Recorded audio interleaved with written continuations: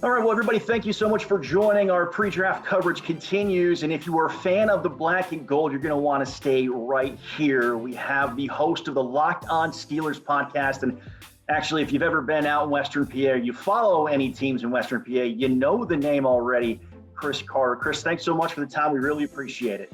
Thanks so much, Alex. It's great to be here. You know, I always get to write from my website at dkpittsburghsports.com, covering Pitt and Pitt football, basketball, and Steelers there. It's great to get out in New York a little bit. Talking Steelers, and we know Mike Tomlin, Kevin Colbert actually had an in-person press conference today. What were your main takeaways from that? So a few things here, Alex. Whenever I hear Mike Tomlin and Kevin Colbert speak, especially at a press conference, I know I'm reading between the lines. You know why? Because they're not going to tell you and I what is truly going on behind those war room doors, because they know that if they go out here and put a billboard that said Steelers are picking X player, every team's going to plan around them picking X player and maybe jumping ahead of them or doing something else. So when the Steelers say, for example, like, oh, we're fine with our run game, we think that all the guys on our roster are good right now, we all know that is just them putting up the smoke screen saying, hey, yes, sure, we want to add to the offensive line, the running back room, but we could also get a linebacker or a cornerback. These are all just ways to sort of just keep the idea that, hey, they could be happy with drafting anyone in the first round. But a good point that I thought that Kevin Colbert kind of said to kind of give you the hint at what they meant, he brought up how in 2004, he said that, we felt good about not having to draft a quarterback and just living with Tommy Maddox. And lo and behold, they drafted Ben Roethlisberger, who became their franchise quarterback. I think this year's going to go very similarly, even though they tried to play it down that they may not have to draft a running back in the first round. If the right guy is there in the first round, they're going to pull the trigger. They're going to add a guy, because they came in dead last in rushing last year, Alex. They do not want to do that again. That leads me to my next question. Are you thinking we're hearing offensive line being thrown out, but we're also hearing a lot of projections for running back? Where are you leaning right now then? Well, it depends on who falls to them, as always, Alex. One thing, the center position, I know a lot of people are antsy about, but when you evaluate the center talent in this NFL draft, all the top guys are round 2 graded type of guys. Now, Landon Dickerson out of Alabama, he'd be the one guy that you'd say, if other things were aligned, he might be a first-round pick. But this is a guy with several serious injuries that impacted his collegiate career, and that's a red flag. If it was one injury, maybe even 2, it'd be like, okay, we can live through that. But he's gone through about 4 different major injuries that he's had to work around his collegiate career. So that pushes back center out of the first round. Offensive tackle is an interesting situation. We're all expecting Penei Sewell, the top offensive tackle of the draft, to go top 5, top 10 at the latest. But then Rashawn Slater, Christian Darrisaw, those guys to go long before the Steelers even sniff the board. Now, if there's a Tevin Jenkins from Oklahoma State, like if he's on the board, that's one thing.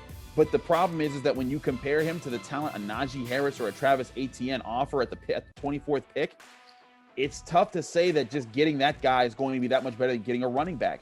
And something I pointed out in my analysis, I do tons of film analysis for dkpittsburghsports.com, where I'm breaking down X's and O's and film.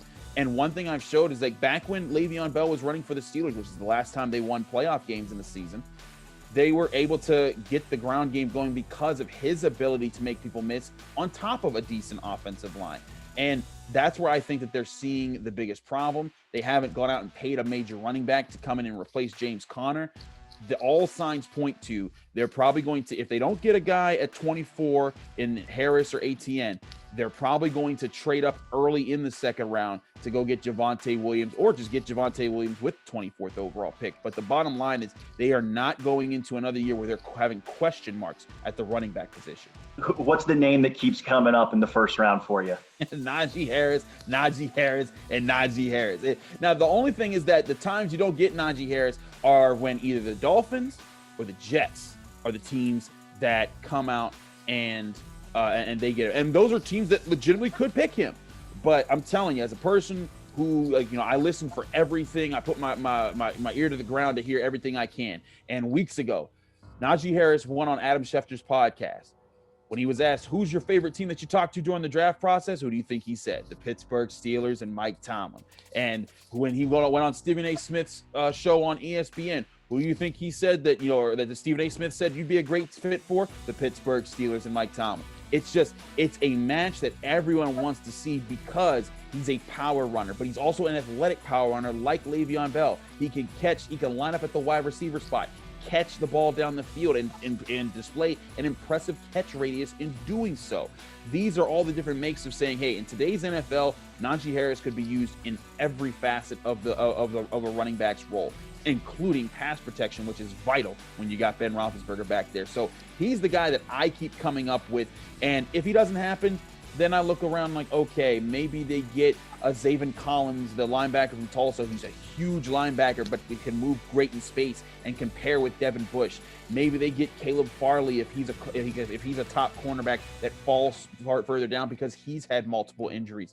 All those things line up, but Najee Harris, that to me is the home run pick for the Steelers of the perfect need and the best prospect at his position in this class.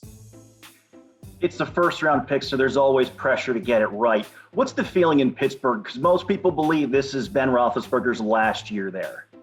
There is a sense that people are a little antsy about it, but it's funny. Some people, they've been waiting for this year for it feels like 6 or 7 years, because when Ben Roethlisberger used to play in the mid-2010s, he used to take a lot more hits at quarterback. People didn't think he'd make it to 2017, let alone 2021.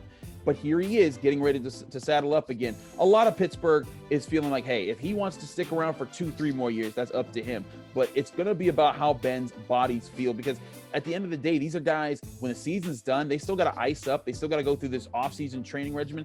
And when you're in the back end of your 30s, the way Ben Roethlisberger is, you're not trying to do that as much. You know, it's a lot harder to get that going, you know, year in and year out. So a lot of people in Pittsburgh, they appreciate Ben's year. And there is a sense with this pick, this needs to be what helps set up the team moving forward. Now, what the Steelers have going for them is they have a really young nucleus on defense. TJ Watt, Devin Bush, Stephon Tuitt. You like Cameron Sutton, Minkah Fitzpatrick, Terrell Edmonds. All of those guys, young playmakers in their early to mid-20s that are looking to contribute for a long time. So what's the best way to combine with a strong defense that can take the ball away and has led the NFL in sacks for 4 straight seasons? You get a running game to buy more time for that group to rest and to make it easier on them. And that's where getting a running back not only gets Ben Roethlisberger, the guy that says, hey, I'm going to hand the ball off to you so I don't have to throw as much during the game, but it also gets the defense that, hey, he's going to take more time off the clock and help get us the rest that we need so we can get back out there and play this dominant style of defense that we like to do when we're healthy. So I think the Steelers are in a position where the run game becomes such a primary concern because, hey, Alex, if Ben Roethlisberger does retire after this season and you get a rookie quarterback, you're going to want a running game to balance that offense and to make it life easier for him. It just makes all the sense to handle it that way, which is, again, why I see them investing high and early at both the offensive line and the running back position in the first 2 rounds. Everybody obviously talking about the early rounds, but say we're day 3. Who's the diamond in the rough? What's that name that you want to fall to the black and gold day 3? I can really see Shaun Wade, a cornerback / safety out of Ohio State. He would be a perfect fit with the Steelers' 4th round pick at 128. Now, remember, they have 2 4th round picks this year. I also like Dalen Hayes, an edge rusher out of Notre Dame, who can play both on the edge as sort of an outside linebacker and off ball as sort of a help at inside linebacker. But the reason I like Shaun Wade, and some people might look at his tape from 2020 and say, why do you want that guy? Well, in 2020, he was asked to play outside cornerback. That's not his strong point. This guy's big. This guy's physical. He loves to hit. And he played really well as a safety / slot cornerback in his previous years. And who did the Steelers just lose? Mike Hilton, slot cornerback. And he liked to hit. He liked to get physical. He liked to be in the middle of the field. Shaun Wade would offer you a bigger version, because Mike Hilton was a smaller player, but he would offer a bigger version who could help cover tight ends, help cover receivers over the middle, and attack the run and blitz the quarterback all in one. And he'd be a good get in the 4th round. All right, you can tell he knows his stuff. You can find him all the time over at Locked On Steelers podcast. Chris Carter, thank you so much for your time. We really appreciate it and looking forward to hearing more from you, much more in the coming years here.